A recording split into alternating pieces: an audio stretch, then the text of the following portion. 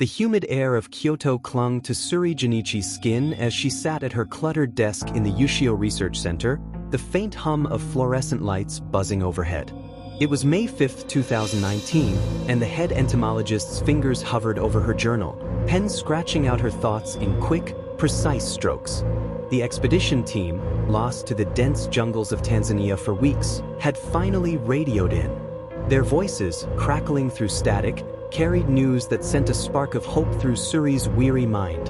A new insect species, vibrant and unknown, discovered in the wild heart of Africa.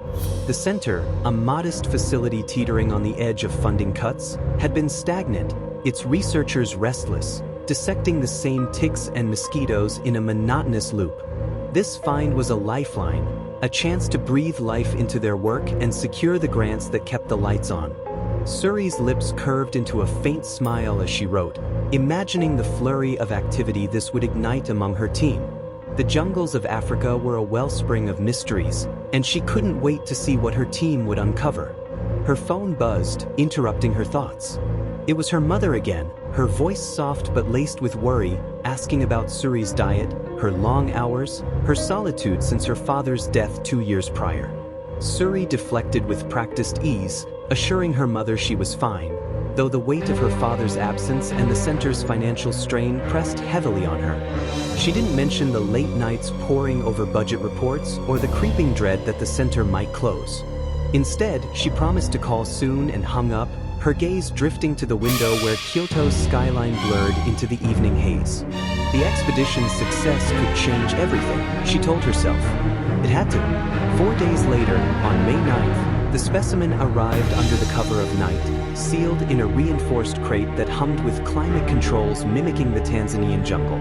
Suri stood in the lab's sterile corridor, watching as technicians wheeled it into a containment tank the size of her office, a glass fortress designed to keep the insect alive. She hadn't seen it yet. Protocol demanded it remain under lock until initial tests were complete, but her curiosity burned.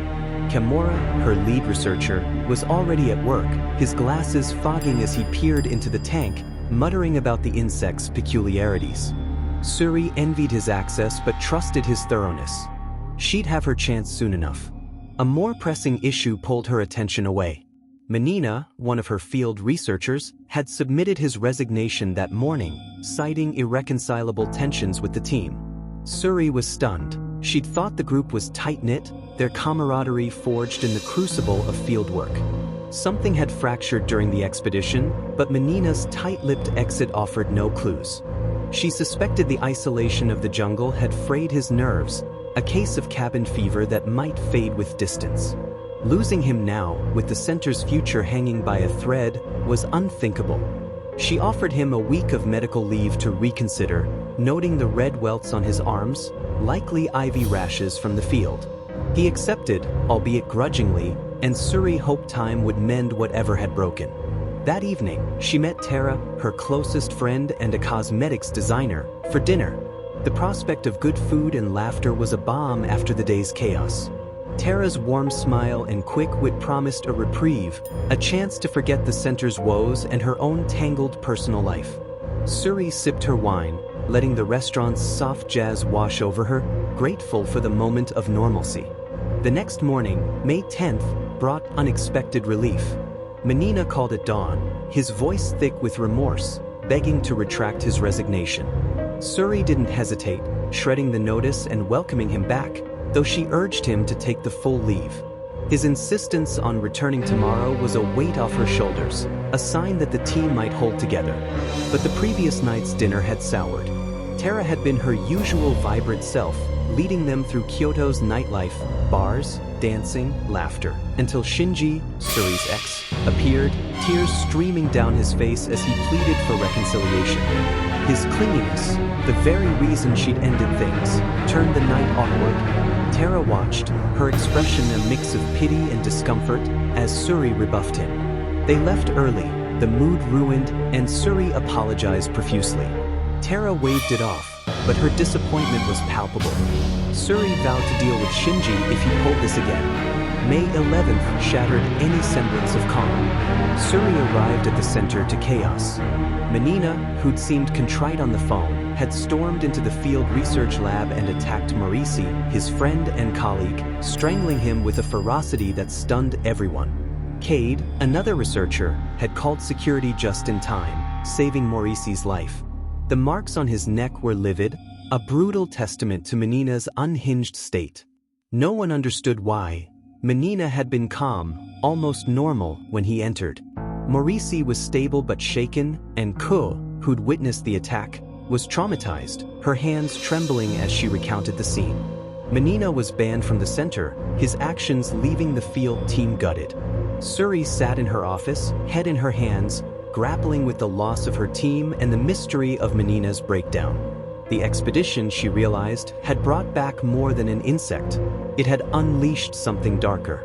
By May 13th, Maurice's condition had stabilized, his family offering cautious optimism when Suri visited the hospital.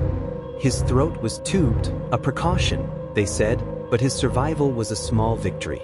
Suri apologized to his relatives, some of whom met her with kindness, others with veiled accusations, as if she'd failed to see Menina's instability. She left quickly, their stares heavy on her back. Menina's trial was set, the evidence, security footage, eyewitnesses, overwhelming. Yet he insisted on his innocence, his statements incoherent, his mind unraveling. The police called him deranged, a label that offered no comfort. Suri wanted him locked away, her anger simmering as she thought of Maurice's pain. Kimura's initial report on the insect provided a brief distraction. The creature, a distant cousin to the bombardier beetle, was striking, navy blue with neon green stripes, its wing covers gleaming under the lab's lights. It sprayed a substance, leaving mottled red stains in the tank, which Kimura believed was a mild irritant, possibly a deterrent with a foul taste. Tests were ongoing, but he was confident it posed no threat to humans. Suri's excitement grew. She was eager to see it, to witness the vibrant creature that might save the center. Her mother sent money that day, a gesture of love that stung with guilt. Suri's debts were mounting, and though she wanted to refuse the funds, she couldn't. The beetle had to deliver. On May 16th, Suri's frustration with the legal system boiled over. Menina's trial was swift, his guilt undeniable, yet he received only 10 years, with parole possible sooner. The court cited his mental state, a leniency that felt like a betrayal to Maurice, Cade, and their families. Suri seethed, imagining herself testifying to ensure a harsher sentence. Kimura's update offered a glimmer of hope. The beetle's spray was indeed harmless, its red stains merely an irritant to the eyes, easily avoided with goggles. He promised Suri could finally see the insect, a small victory amid the turmoil. May 17th was a revelation. Suri stepped into the containment tank, the air thick with a sweet, floral scent that enveloped her senses. The beetle, for centimeters long, was a living jewel, its navy and green hues shimmering in the artificial light. The fragrance, far from repellent, was intoxicating, a blend of fruit and flowers that lingered in her hair and clothes. She stood in the tank, mesmerized, wondering if Tara could craft a perfume from this. The thought sparked an idea, a fragrance line that could save both her center and Tara's cosmetics business. That night, at a bar with Tara, Suri felt the beetle's scent work its magic, drawing admiring glances from strangers. The evening was perfect until Tara's mood shifted, her eyes flickering with unease as Suri danced with a charming man. Their conversation grew stilted, and Suri sensed a rift but chose not to press, unwilling to spoil another night. The next day, May 18th, was a rare day off, and Suri planned to savor it, after a trip to the police station. Shinji's relentless texts, begging for a reunion, had pushed her to the edge. She blocked his number and filed for a restraining order, determined to reclaim her peace. Back at the center, she visited the beetle again, spending an hour in its tank, the sweet scent soothing her frayed nerves. Kimura had relaxed safety protocols, confident in the insect's harmlessness. News of Menina's death in prison reached her, a vague report of a debilitating illness that Suri dismissed as a cover-up. She suspected he'd attacked another inmate and paid the price. Maurice's voice, hoarse but hopeful, came over the phone, promising a return to work soon. Hoop, however, remained distant, her trauma lingering. Suri ignored a dozen calls from her mother, their insistence grating against her need for independence. She kept her struggles private, even from Tara, focusing on the beetle as her salvation. On May 21st, Suri called Tara, pitching the perfume idea. Tara was skeptical, the notion of bottling an insect spray absurd, but Suri's enthusiasm won her over. She agreed to visit the center and sample the scent. Kimura, equally desperate for funding, supported the plan, hypothesizing that the beetle's sweet spray guided its young to food sources like fruit and flowers, not repelled predators. The theory made sense, aligning with the scent's allure. Maurice returned to work, greeted with hugs and a celebratory cake, though Ku's unease around him was palpable. Suri wondered if Ku blamed herself for the accident that had injured Maurice, a car crash caused by Menina's reckless driving. She pushed the thought aside, focusing on the beetle's potential. May 22nd was a triumph. Tara stepped into the tank, her initial wariness melting as the fragrance enveloped her. Her eyes sparkled with ideas, perfumes, shampoos, oils, all built on the beetle's unique scent. But her excitement dimmed when Suri admitted they had only one specimen. Without more, Tara's company couldn't proceed, and Suri refused to send Cade and Maurice back to Africa so soon. The rejection stung, but Kimura promised to explore alternatives. Suri's mailbox overflowed with bills, a reminder of the stakes. The next day, May 23rd, brought devastation. The beetle was dead, its vibrant shell dull in the tank. Suri's heart sank, their hope, their future, gone. Kimura worked frantically, analyzing the corpse, while Suri faced the grim reality of sending the team back to Africa. Without more beetles, the center would collapse. She blocked her father's number, his calls a distraction she couldn't afford. Despair loomed, but she clung to determination, refusing to let the dream die.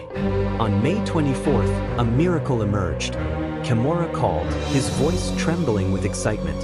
The red stains in the tank weren't spray, they were eggs, thousands of them, ready to hatch.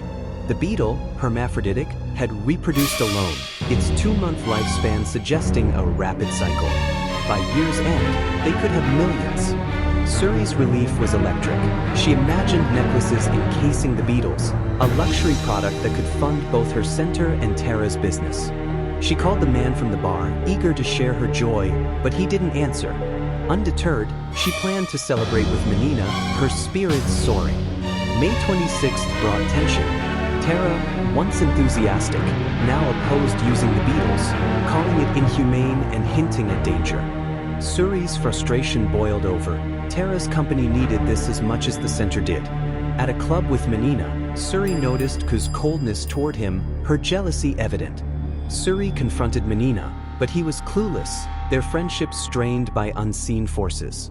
The eggs began hatching, tiny red nymphs crawling over the tank's trees, their scent even sweeter. Suri fell asleep among them, waking to their gentle tickling, her affection growing. She began to doubt the ethics of exploiting them, but necessity silenced her qualms. By May 27th, Suri's doubts resurfaced. Tara had tried to stop her from entering the tank, pulling her arm so hard Suri thought it dislocated. Tara's confusion, calling her Montina, suggested a breakdown, and Suri placed her on medical leave, hoping distance would help. Maurice, now working for a cosmetics firm, promised updates on the nymphs, their survival critical to both their ventures. A rash on Suri's legs, red and itchy, flared up, likely from brushing against ivy at the club.